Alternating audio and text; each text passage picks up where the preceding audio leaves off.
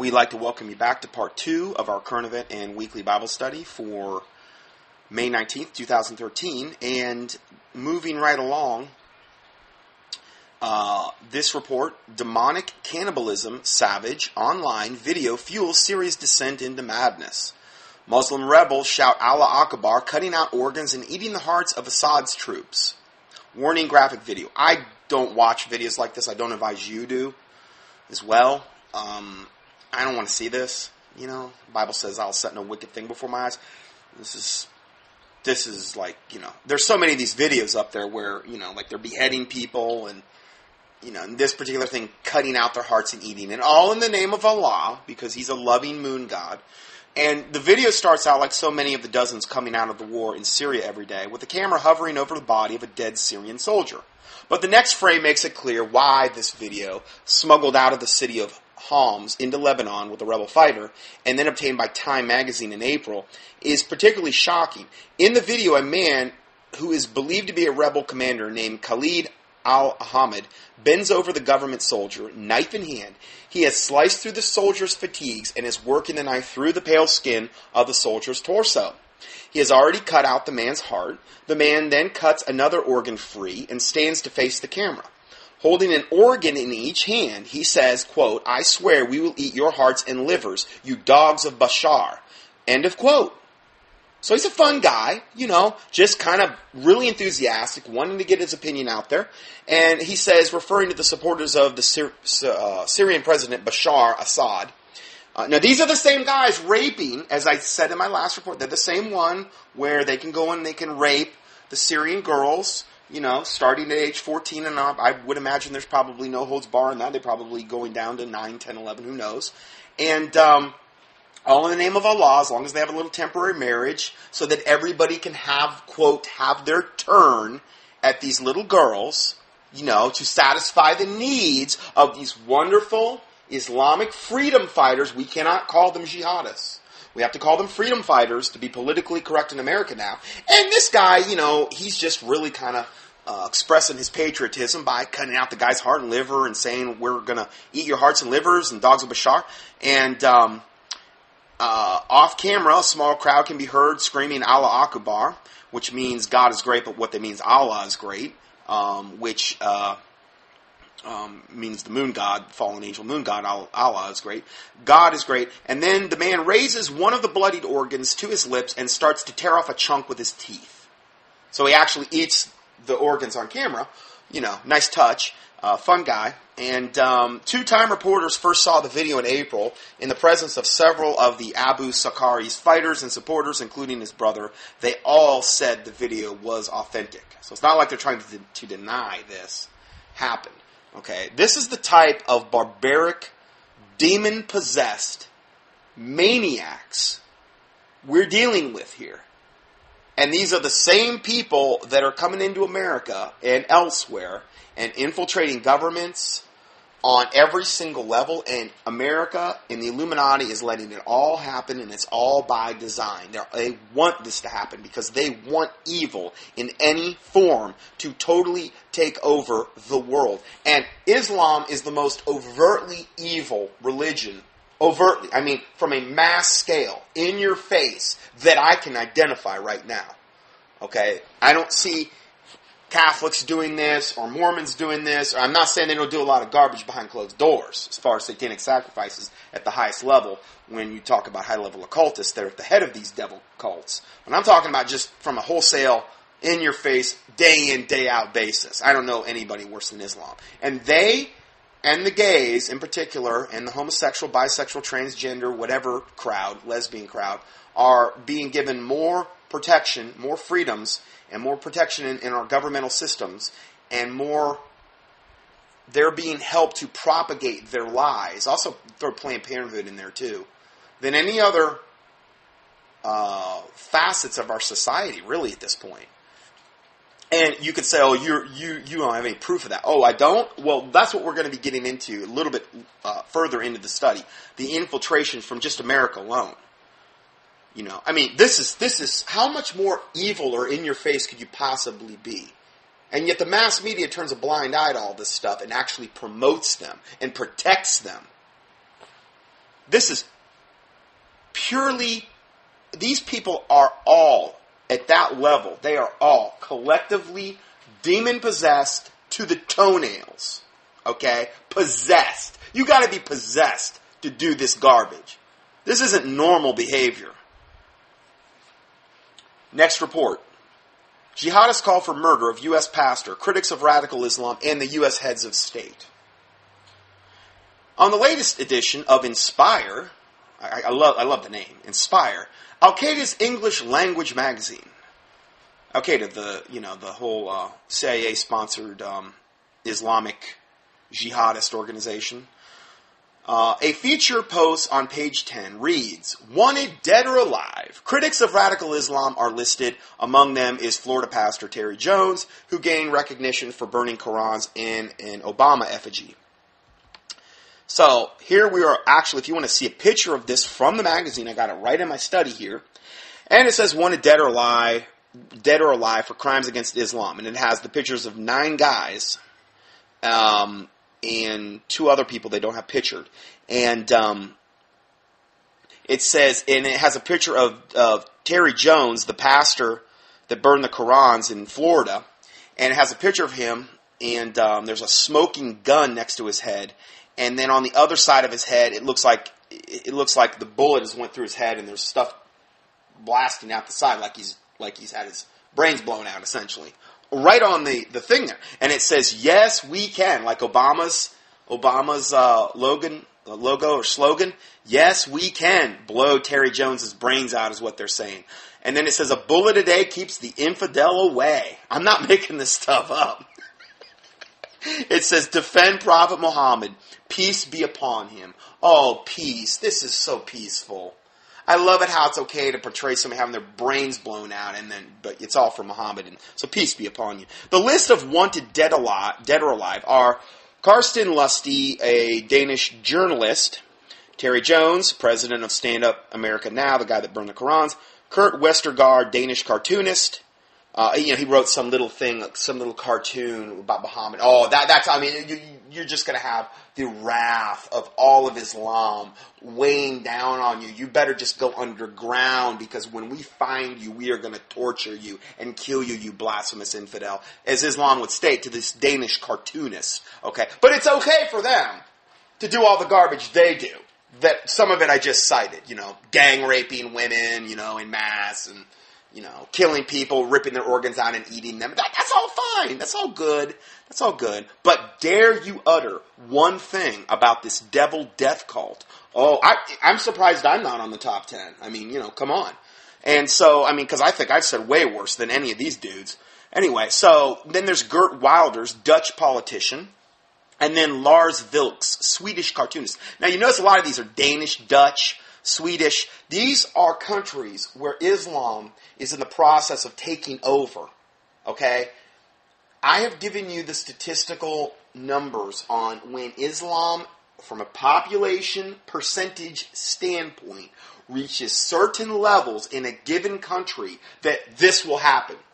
And when it reaches like 15%, this will, and it's always more and more and more radical, satanic, evil behavior on the path of Islam. And then you go to countries like Yemen or these other countries in the Middle East where it's basically like 99% Islamic or whatever. You just have absolute, total, 100% Sharia barbaric existence of it's like living in a gigantic prison where only Islam is tolerated, and anyone else that would go against it would be an Islam and must die. And die in a horrific way, so that all others would know. This is Islam. This is what Islam's goal is for the planet. And so when you have a lot of these Dutch and Swedish, one's a French editor, Stephanie Carboneer, and then another Danish journalist, Fleming Rose.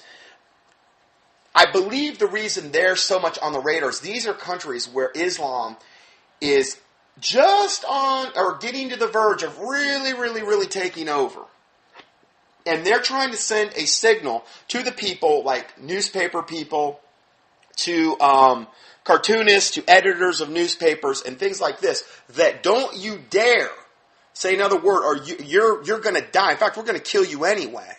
to intimidate the other journalists, the other media people, to keep their mouths shut so that they can keep their meteoric rise going of infiltrating these societies at all levels. This is why I believe you see a lot of these people. They can't really do that a lot with America because they're not there yet. They're not to that percentage yet in America where they would like to be. Whereas in Sweden and in, the Danish and the Dutch and these types of areas, they're at a very, very much higher percentage level.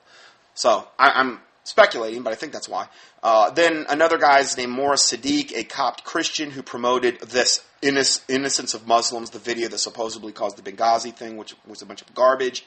And then author Salman Rushdie, who I believe author of the Satanic Verses. And then another dude named Erin Hershey Ali. And she doesn't wear, she's some woman that said something that, how dare a woman speak out against Islam? Islam treats women so well. How on God's green earth could any woman ever say anything against Allah or Islam with the wonderful treatment that they get at the hands of this benevolent, satanic fallen angel, Allah, and its religion and its adherents? I mean, come on. Women have never had it so good. You got to admit, if they're Islamic, they've never had it so good. Anyway, just kidding. While no specific reason is given for their being wanted, except for crimes against Islam, note that Barack Obama's campaign slogan is neatly positioned, reading, "Yes, we can." It sure does. Then going further, as for Jones, he has already been condemned and sentenced to death by an Egyptian court for burning the Qurans. So he's already been sentenced to death in Egypt. But if he ever stepped on Egyptian soil, I'm sure they would kill him. They have no problem killing him. So it's no wonder why he, along with other outspoken critics of Islamic jihadists, are openly being targeted. The photo below is courtesy of MEMRI, Middle East Media Research Institute. And they also released calls to assassinate the top U.S., British, French heads of state and politicians. Could you imagine if, I don't know, a bunch of Baptists got together and said, we're going to assassinate U.S., British, and French heads of state and politicians? That would be absolute front page world news. It's okay for Islam to say it, though. They can threaten whoever they want. Oh, they're innocent. They're harmless. They wouldn't carry through with any of that, even though they strap nail bombs on their backs and drive into, crowded cafes and stuff like that and blow up buses and stuff like that, kill as many people as possible. Oh, they never act on any of it. They're just good people. Why can't we just get that through our heads? So if we read the text below of this particular page that was just referenced here, this is from evidently an Islamic organization, the Middle East Research Institute, documented this, and they say, question, I hate the leaders of Kafir. I want to assassinate the U.S. president and the French president and the British prime minister or their ministers. This is some dude writing in to this Islamic magazine, this Middle East Research Institute, and he says, this is what he says. He says, I hate them. I want to assassinate U.S. President, French President, British Prime Minister. Okay. So what was their answer? What was their wonderful Islamic answer? The consultant who answered this says, it is easy. If you ask Allah and be true to Him, these people have many weak points, especially during ceremonies, parties, and election campaigns. He's basically telling them how to do it. And this is one of their main magazines, okay? He says, bear in mind, they come to and leave from these parties, therefore, there must be some means of transport, which is a chance for surveillance or even action, meaning to assassinate them. If you think you're unable, then you have your easy targets, like Bush, Bill Clinton, or Colin Powell, or Condoleezza Rice. This is unbelievable. Of course, you can also kill Sarkozy or Tony Blair. It's now easy to reach these guys, especially that they aren't in office anymore. And then it says, he signs it by saying, Son of Islam, delight the Ummah of Islam, whatever that means. So, yeah, it's like a letter to the editor to Satan. Well, how do I don't really want to kill the president and the prime minister. I'm kind of down. I'm a little bit depressed. I'm thinking about taking like Islamic Prozac or something. I need to kill the infidel. So how do I do it? And he gets this wonderful piece of advice from this, basically right off the forked tongue of Satan here. And he gives him some good advice there. So, while some people are saying that this sort of language is part of free speech, I beg to differ. Death threats are not protected speech, and no one has a right to issue death threats of this nature. It's just that they're so overtly in-your-face evil. And no other religion on the planet could get away with this. I really don't think any other religion could probably get away with this, like Islam, because they're at such a, especially Christians, okay? But they're at such a protected status of it would be like taking Ted Bundy, was it John Wayne Gacy, the guy that committed all all those little boys that he ended up raping, torturing, and killing and burying in his basement. John Wayne Gacy, Jeffrey Dahmer, Ted Bundy, and having them like these mass serial killers, okay, and they have their own little religion, and it's like that we enact some law to protect them to the exclusion of everyone else. You go and you rape and you kill and you torture and you maim all you want, Mr. Gacy and Mr. Bundy and Dahmer. You do that because we're going to give you a protected... It's almost like that's what they've done with Islam. Except they would do it on a much larger scale than those serial killers could ever do it on. Because they have millions of adherents. It's that insane, essentially. So, in the next report, Muslims living in America should not be bound by U.S. law. According to a leader of the Council on American Relations, this is CARE, which we'll be talking a lot about today. Council on American Islamic Relations, CARE, which is just another terrorist Islamic group, okay? They delivered this controversial message to a crowd at a Muslim rally in Austin, Texas. And then it goes on to say, if we are practicing Muslims, we are above the law of the land. Oh, really? The world according to you, Mr. Satan. Thank you for setting us straight. Who said this? Mustafa Carroll, executive director of the Dallas-Fort Worth CARE branch. Because they care. They really do. They care about killing you and raping you and doing all manner of evil to you. That's what they really care about. Anyway, the rally in Austin was part of a nationwide effort to hold Muslim Capital Day events. According to the event website, Muslims from around Texas went to the Capitol to, quote, promote civic and political activism throughout the wider Muslim community. Could you imagine a group of Americans over in the Middle East going to their capital, like in Qatar or Yemen or one of these really, really radicalized, and then going there and basically saying, you know what? We are above the law of the land. We're above Sharia law, and we're not bound by it. Because of what, let's say they were Christians, what the Bible says. They would all be massively rounded up right then and exterminated and beheaded on the spot.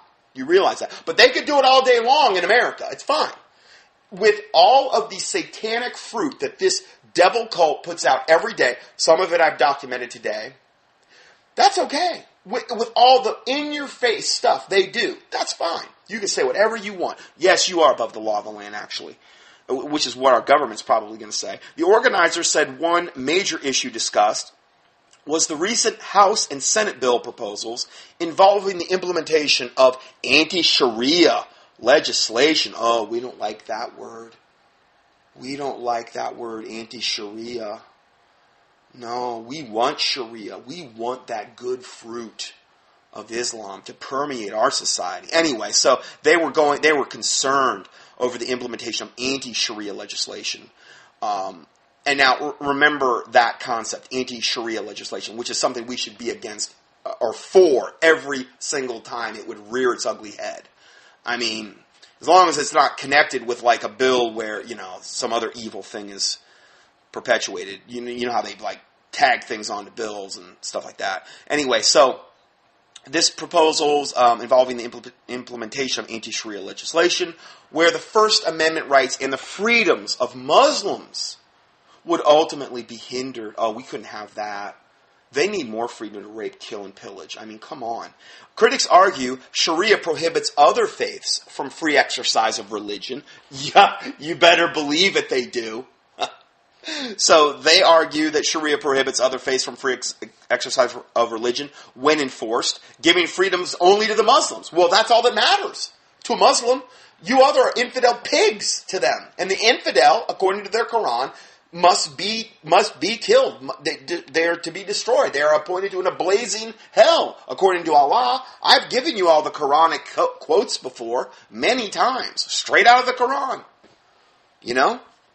So going further, Carroll's statement was similar to a statement allegedly made by CARE co-founder and former chairman Omar Ahmed. He was paraphrased by a reporter saying Islam isn't in America to be equal with any other faith, but to become dominant. End of quote. Exactly. Thank you. I wish they would all talk in those terms. Of course, our politically correct maggot press essentially would suppress every bit of it. The prostitutes or whatever. They would suppress every bit. Oh, no, we can't say that. No. We're going to let evil perpetuate.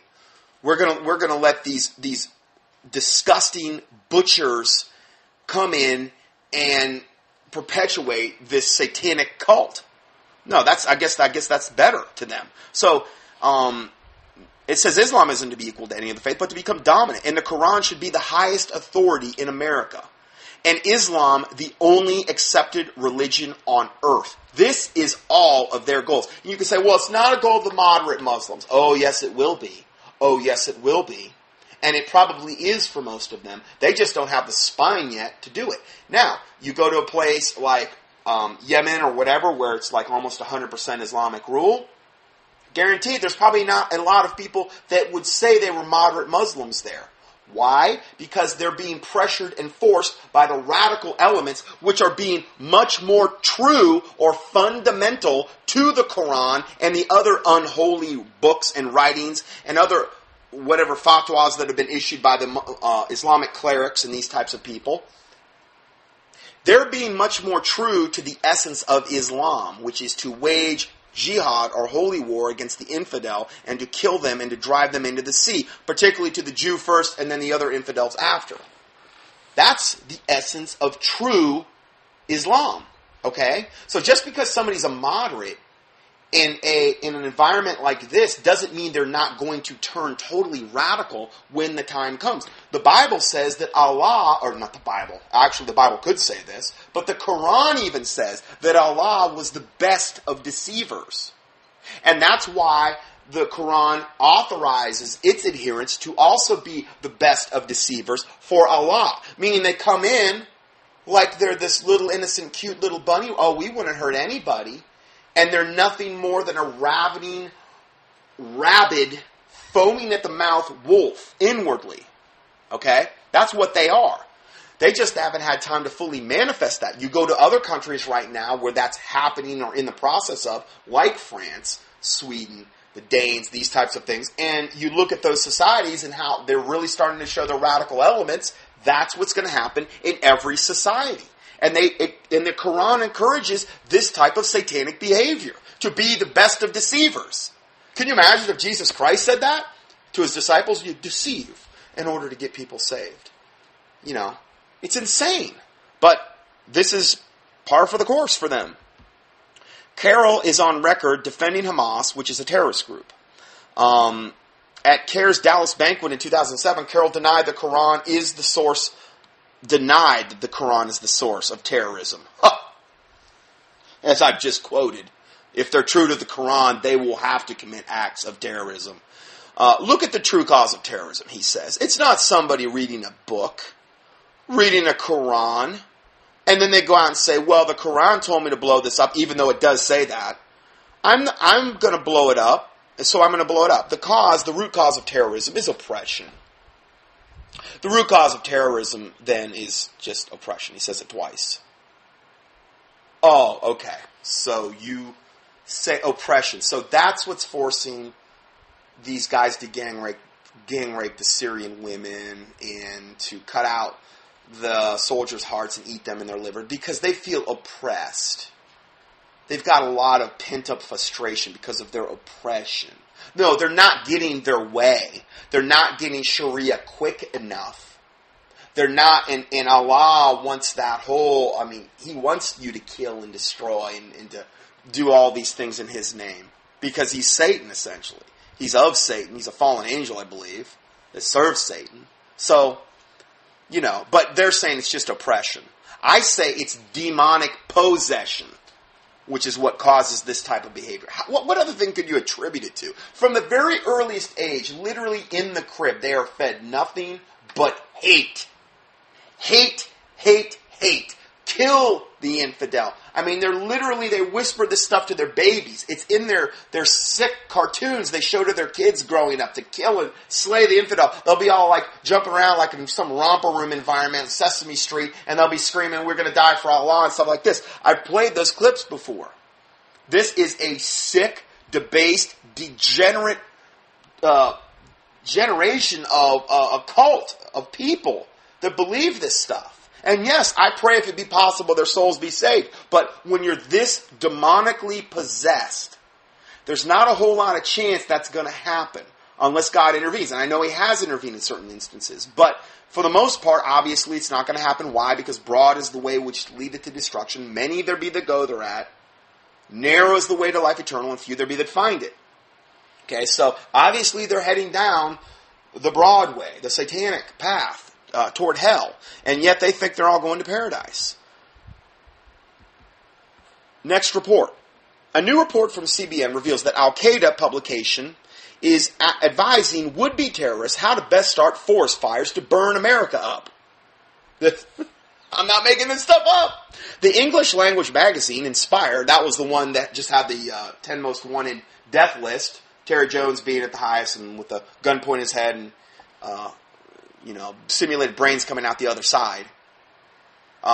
This same wonderful magazine, Inspire, is published by al-Qaeda in Yemen. A recent edition offered an article called Open Source Jihad. It includes pictures, diagrams, and explanations on how to start fires to obtain the most damage. These are just good people. How could we ever argue that? The CBN analyst Eric Stakelbeck said the extreme detail provides reason for concern. Oh, really? I don't see why there'd be reason for concern. Can you imagine, again, if a Christian group came out with this? Ways to start forest fires? Front page news, man. All over America. Stop the presses. Obama calls out the National Guard, goes against any Christian. They would love for this to happen. Absolutely love it. But the Islamists can get away with it all day long. And they'll be protected. Their information, he said, is all designed to cause the maximum amount of carnage and death. The article said, quote, "In America, there are more houses built in the countryside than in the cities." Which is not true, but anyway, it is difficult to choose a better place than in the valleys of Montana, where the population increases rapidly. So in other words, I guess a valley in Montana, where there's a high population, but yet probably a lot of trees at the same time. That'd be a great place to get maximum carnage going. So again, just more wonderful fruit from Islam. Next report, a new al-Qaeda guidebook for extremists. This is another one. Written in English, aims to incite homegrown lone wolves into carrying out small-scale terrorist attacks inside the United States and other Western countries, using materials as easily obtainable as motor or cooking oil, sugar and matches to trigger massive traffic accidents, devastating fires, and bomb explosions. This was NBC that reported this. Okay? This book includes homemade pipe bombs and how to build timers for them and how to use your Ford pickup to mow down a crowd. Isn't that special? How can you argue with such wonderful fruit? Jesus said, "By their fruit you shall know them." All I've cited is Islamic fruit. And they're just all demon-possessed. And only going to get worse. After reading through the entire book, something occurred to me. This book did not seem as though it was written by someone of a foreign language and then translated. The book gave me the feeling as though it was written by someone in the U.S., possibly a government agency, to further push along the domestic terrorist threat and lone gunman theory. Well, that's true, but if it came out of Yemen, through their Inspire magazine, they'd have to have a mole in Inspire magazine in order to do that, which maybe they do.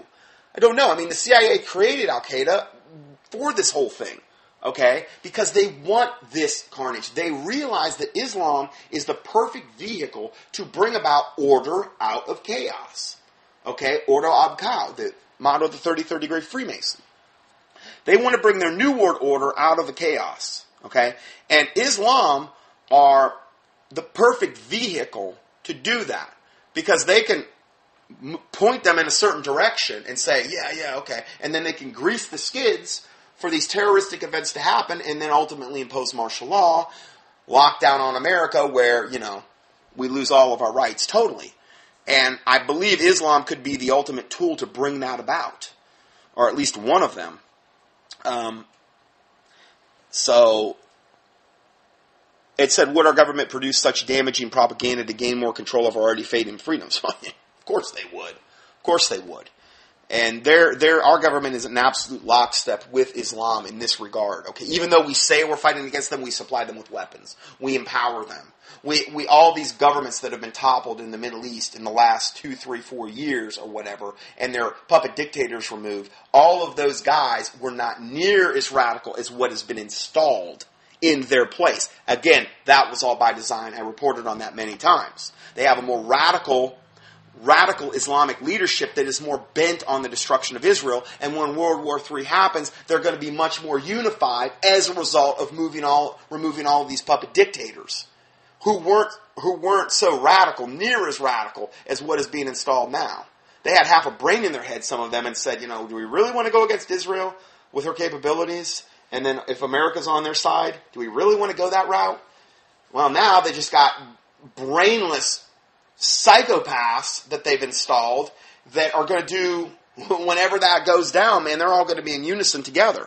And again, as I said, in order to bring about the Imam Mahdi, their awaited savior, the Shiites believe it has to be done through maximum bloodshed and carnage of the infidels. So, next report. Terrorist super access to strike within the U.S., imminent attacks planned by al-Qaeda, Quds Forces, and Hezbollah. Iran has given the go-ahead to operatives of 3 terroristic groups that have infiltrated the United States to carry out missions, including what is expected to be a Mumbai-style attack on a hotel where innocent bystanders would be killed. WorldNet Daily has learned. A full report with many details of the missions have been passed on to U.S. officials. 3 targets have been chosen within America for imminent attack, and the terror teams have now cut communications with the operational center in Iran, which is a sign they are moving ahead with the attacks, according to a high-level intelligence officer within the Islamic regime. See, this Boston bombing, which was supposedly pulled off by Islamists or whatever, again, that was such a farce and debacle. I wouldn't even know where to begin. I put out newsletters on it, but there's no way I'm even going to try to go into that. It's just like Sandy Hook, just like the Aurora shooting. It's like they're just getting sloppier every time something happens. It's so many smoking guns pointing to our own government, and yet, it's all suppressed by the press, and no, these guys were all, it was lone gunmen, they just did it on their own, and this and that, yeah, right. Well, anyway, they can always blame it on Islam in that regard. Not to say they're not evil, because they are truly evil, and they would be chomping at the bit to do this. When they're finally given the green light and all these terror cells are activated, I can't even imagine. I can't even imagine. And they're all here, pre-positioned already, and have been here for years. I think they're going to release so many different biologicals, whether it's anthrax, whether it's whatever they're going to release. I can't even imagine the chaos when they finally get the green light to go. And they're here, been here, governments even documented, have played clips of news reports where, they're basically in a protected status, though, for the sake of political correctness. So, going further, it says, a full report with many of the details of the missions has been passed on to U.S. officials. 3 targets, that's kind of pointless when they're the ones that are greasing the skids for this to happen. 3 targets have been chosen within America for imminent attack. And the terror teams have now cut communication with the operational center in Iran. I'm sorry, you read that. If only one of the attacks occurs, the regime will consider the operation a success. The source said, Tehran believes an attack would not be traced back to Iran due to the nationalities of the operators. Now remember that. Why are you such little cowards, Iran? If you're doing this for Allah, why wouldn't you want the whole world to know that you attacked America, the great Satan? You know, you little slime buckets. Why would you want to do that? Because you're cowards. You know, that's all I can really think. But he said because of an attack would not be traced back to the Iran due to the nationalities of the operators. Now remember that for the next article I'm going to get into. One of the planned attacks resembles a Mumbai attack in 2008, the source added, in which a hotel was targeted, hostages were taken, and 164 people were killed over several days. India alleges Pakistan used proxies to carry out the Mumbai attack so it wouldn't be traced back to Pakistan, just as Iran now is using proxies to hide its current terrorism. The information provided by the source provides details of a new jihadist coalition where they focused on creating instability in the U.S. Now, this stuff could happen anytime. And again, I say a lot of these things so that you know how to pray and to pray against certain things. And this would definitely be something to pray against because this is pure wickedness, obviously. As WorldNet Daily reported exclusively on April 22nd, the regime's Quds Forces have done extensive planning on gatherings and events and high-value targets in the U.S. Now, to this report from WorldNet Daily, there was an update that said on Tuesday, which was this last Tuesday, because this report just came out this week, the source provided additional new information on the terrorists' plan for a major attack. That is to take place within weeks and is planned to be quote, spectacular, using a new method. So, you know, something to pray against. If there is some attack, you might have heard it here first from some Islamic element. And then what they could do is piggyback on the whole thing that happened in the Boston Marathon bombings and say, oh, see, this is, you know, and then give them the excuse to take away more of our rights. Next report. And again, this totally segues from the last report. 7 people from Pakistan, Singapore, and Saudi Arabia, not Iran, were caught trespassing in the middle of the night at a reservoir from which Boston draws its drinking water. The report by a local CBS affiliate noted that the 5 men and 2 women said they were chemical engineers and were in the area because of their education and career interests. Yeah, they were just there in the middle of the night because of their education and career interests. WorldNet Daily reported that the FBI alleged a Muslim man who was arrested in a recent terror plot in New York was planning to kill as many as 100,000 people by contaminating the air or water supply in a major U.S. city. One of the other things that they've planned to do is to fly over cities in small planes and have what they call a venturi on the plane, which they're going to pour in some homemade biological agents like anthrax or something, where they can literally dust the city with it. Or they can even hook up these venturis on their vehicles and go down the road and have them at the back and basically be feeding this thing while it's aerosolizing onto the interstates and stuff like that. That's another way they can. I learned that way back before I ever started my ministry, back in like, oh my word, probably like 2007. I was aware of that. That was one of the ways I started learning about colloidal silver, because it was actually a remedy to some of what some of these biological agents that they were putting out. Anyway,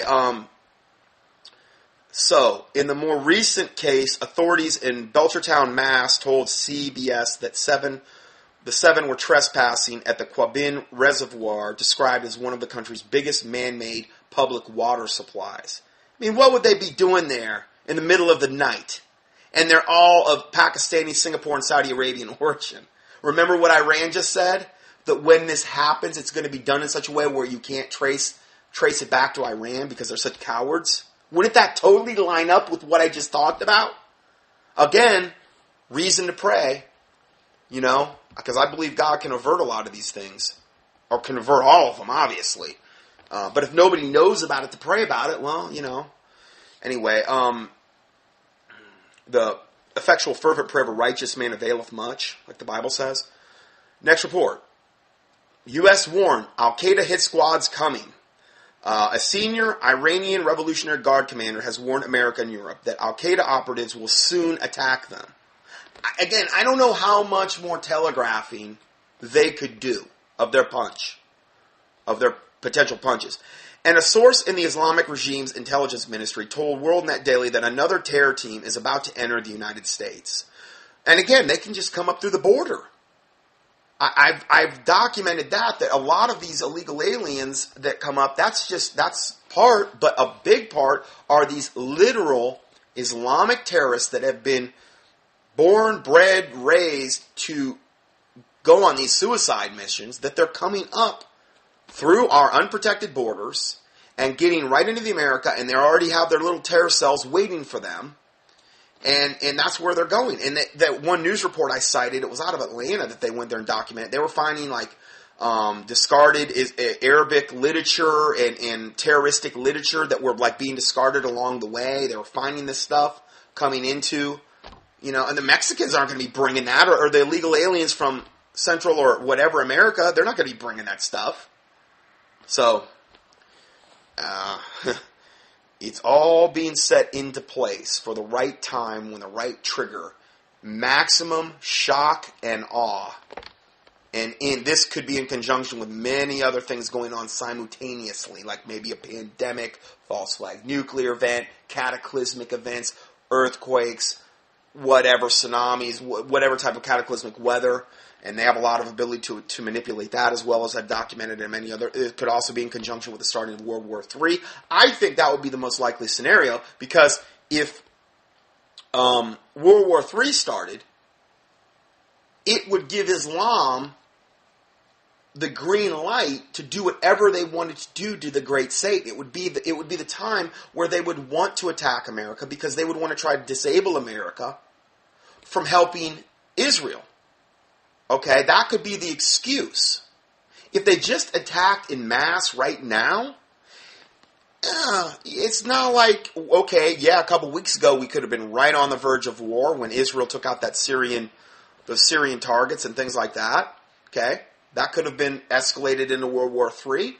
True, but it didn't. At least at this point it hasn't.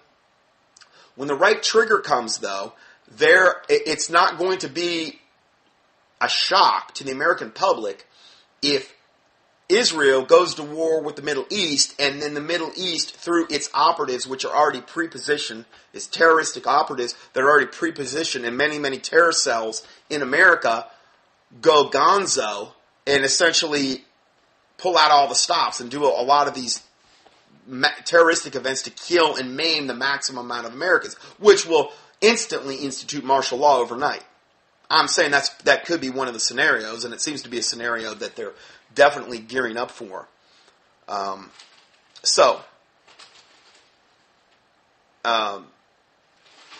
source in the Islamic regime's intelligence ministry told WorldNet Daily that another terror team is about to enter the United States. Should the West not accept Iran's rights to its own nuclear program within 6 months, the terrorists will attack, he said. The potential targets in the U.S. include high-voltage towers to create blackouts, cell phones, water supplies, public transportation, and various buildings belonging to the Defense Department and the military. And again, we know about all these things. The way technology is now, we know exactly.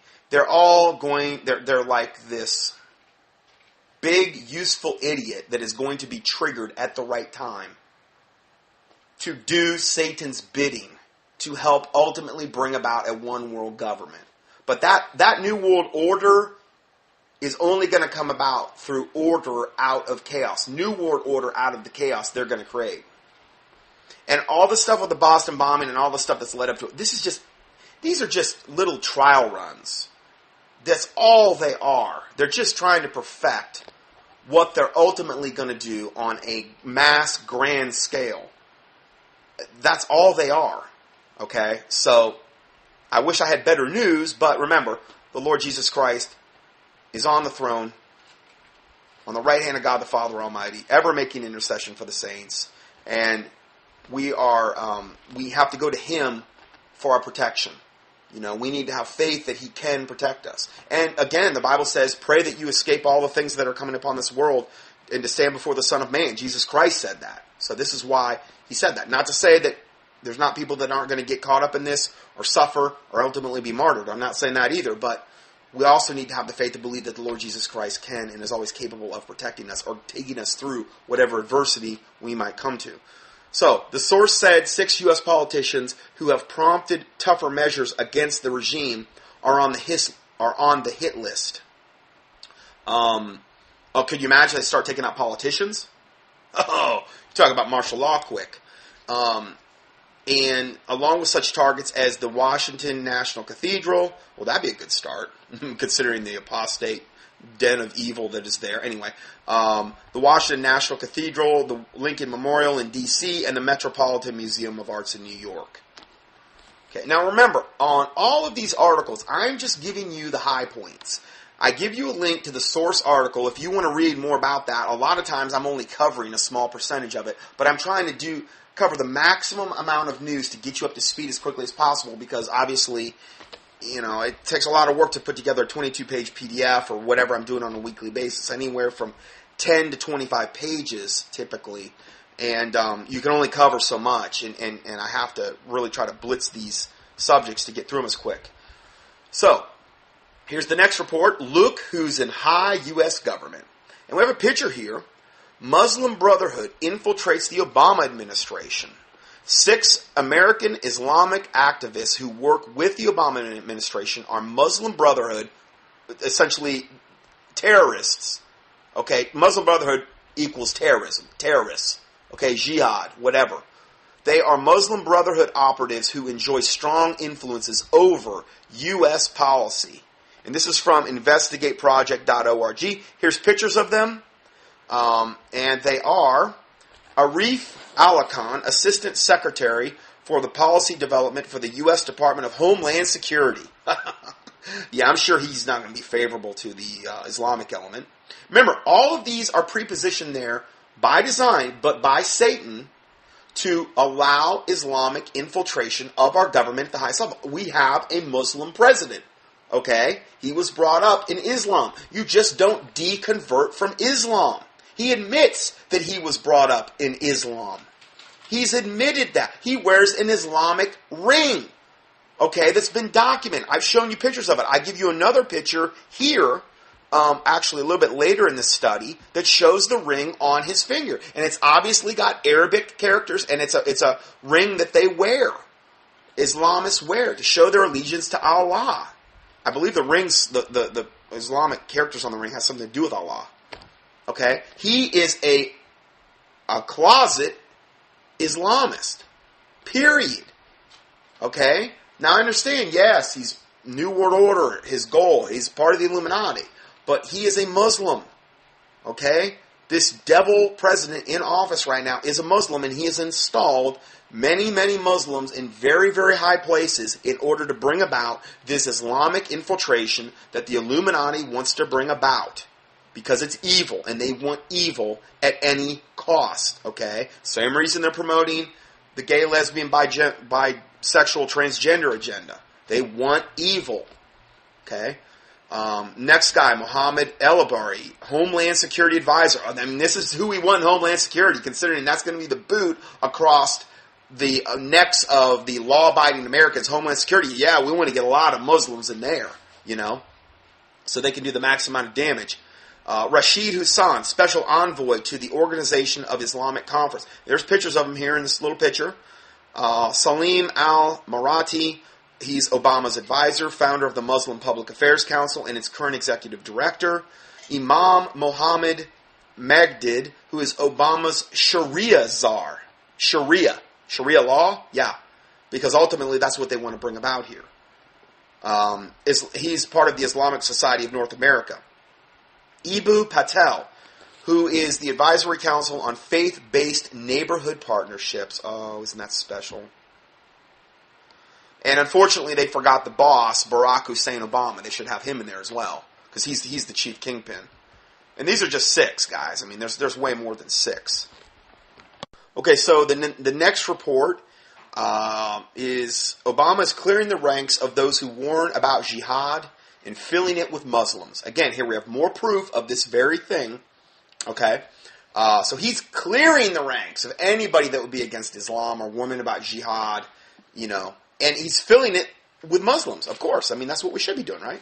The U.S. Air Force has confirmed to the Clarion Project that it paid nearly $5,000 for advertisements in a magazine of the Islamic Society of North America, or ISNA, is the first organization mentioned in a 1991 Muslim Brotherhood. Remember that they're the terrorists. They were the first organization mentioned in this terroristic memo's list of organizations and organizations of our friends. So ISNA, who the Air Force just paid $5,000 to advertise in their magazine, is a friend or an organization of the Muslim Brotherhood, going back all the way back to 1991. The same memo describes its work in America as a kind of grand jihad or holy war. And in the jihad, they kill the infidels, okay? So that's their work in America as a kind of jihad in eliminating and destroying Western civilization from within. I mean, that's not an inflammatory statement. I mean, it seems pretty passive, I'd say. There's no aggression there. Of this wonderful magazine. They only want to work in America as a kind of grand jihad by eliminating and destroying Western civilization from within. That's all. I mean, is that too much to ask for a loving Allah, moon devil god? I don't think so. We all need to reassess things. I really think we do. Anyway, declassified FBI memos reveal that ISNA was identified as a Muslim Brotherhood front as early as 1987. The Justice Department labeled ISNA as an unindicted co-conspirator in the terrorism financing trial of the Holy Land Foundation, a Muslim Brotherhood entity that was shut down for funding Hamas. So again, this magazine has some really good holy ties, and the Air Force should be spending thousands of dollars to advertise in it to recruit Muslim chaplains, because that's what they're advertising for. I'm not making this up. Here's the picture. And it says, this is the actual picture that the Air Force is paying thousands of dollars, the actual advertisement that they're paying thousands of dollars to advertise in this blatant, terroristic Muslim magazine. And it says, are you called to serve those serving? And it has a picture of a dark-skinned man who looks Arabic probably, and he's wearing one of those Muslim beanie things, and he's dressed, he looks like he's a lieutenant, and he's dressed in military fatigues, and I can't read the fine print, but it says U.S. Air Force. And so they're recruiting Muslim chaplains now, actively recruiting terroristic Muslim chaplains. The Air Force is quoted saying the Islamic Society of North America is one of the many religious organizations recognized by the Department of Defense that satisfy the ecclesiastical requirements to endorse qualified religious ministry professionals to serve as chaplains within the military departments. End of quote. Thank you, Air Force. You are so loyal. Your patrioticness is just unbelievable. So this ad ran twice in Islamic Horizons magazine to create awareness for Air Force chaplain recruiting efforts in the Muslim community, and it cost $4,800 in total. So again, Muslims are always seeking to infiltrate high institutions of the infidels so that they can destroy the infidel from within, because Allah, their God, is the best of deceivers. So that's what they're all about, and this is just more evidence of that. And here we have the Air Force encouraging that type of behavior. Whereas now you can't even utter the name of Jesus or point to him in any way, shape, or form, as I documented in the last teaching, or you will be dishonorably, you'll be criminally prosecuted now, potentially, and charged with treason, which ultimately could be said punishable by death if you mention Jesus Christ or try to proselytize, meaning lead somebody to the Lord, as I documented in the last teaching. That's forbidden now. Don't you dare mention the name of Jesus Christ. But you can be a Muslim chaplain all day long and proselytize and do whatever you want. I mean, that's all good. It's all fair. So the next report.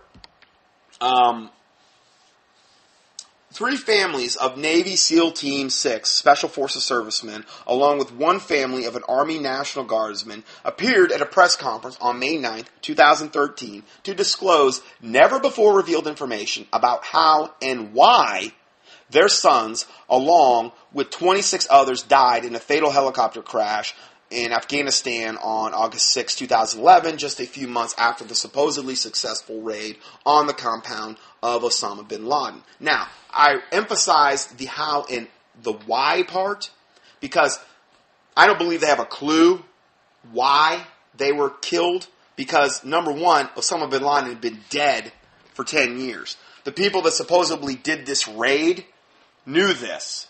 And they knew whatever went down that day, they didn't kill Osama bin Laden, who'd been dead for like 10 years, okay?